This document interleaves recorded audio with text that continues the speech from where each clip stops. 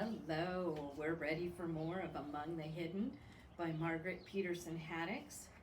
We're going to find out, hopefully today, if Jen goes to the rally, does Luke go with her? Let's find out. Luke lay awake the rest of the night. At first light, he got up and quickly scrubbed away the mud Jen had tracked in and up the stairs. Trust her not to think about mud. He fervently hoped she'd thought of all the details about the rally. Luke was just finishing the last of the kitchen floor when he heard the toilet flushing upstairs. He hid the muddy rags in the trash and scrambled back to his place on the stairs just in time to see Mother coming down. "Morning, early bird," she yawned.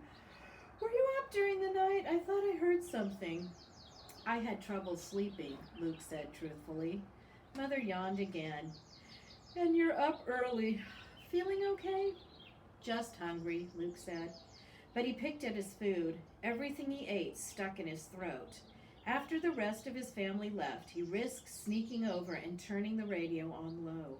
There were weather reports and commercials for soybean seeds and lots of music. Come on," he muttered, keeping one eye on the side window watching for Dad. Finally, the radio voice announced the news. Someone's cattle had gotten out and caused a minor car wreck. Nobody hurt.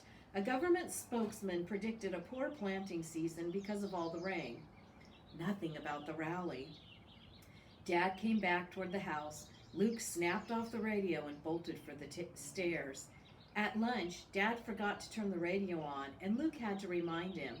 The announcer promised a big story after the commercials. His dad's sandwich was gone. Dad reached over and turned the radio off. No, wait," Luke said. "This might be interesting." Dad harumphed, but waited. The announcer came back. He cleared his throat and declared that new government statistics proved last year's alfalfa harvest had set a record for the decade. It was like that for days. Luke kept waiting, desperate to hear anything. But the few times he could get to the radio, it said nothing.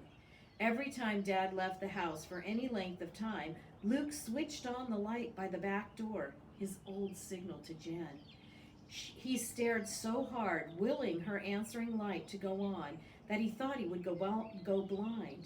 But there was nothing. He took to watching her house obsessively, as he had when he had first discovered her existence. There was no sign of her. The rest of the family came and went as usual. Did they look sadder? Happier, worried, at peace? From a distance, he couldn't tell. He got so desperate, he asked Mother if she thought about going over to visit the new neighbors, to welcome them to the area. She looked at him as if he were deranged. "They've been there for months. They're hardly new anymore, and they're barrens," she said. She laughed in a way that didn't hide her bitterness. "Believe me, they don't want us visiting." And what was she supposed to say? "Nice to meet you. Now, tell me everything about the child you never talk about." After a week, Luke did feel deranged. Every time anyone spoke to him, he jumped. Mother asked him, "Are you all right?" So many times he took to avoiding her. But he couldn't just sit in the attic waiting. He paced, he fidgeted, he chewed his fingernails. He came up with a plan. So we will find out what his plan is the next time we read. Have a good day.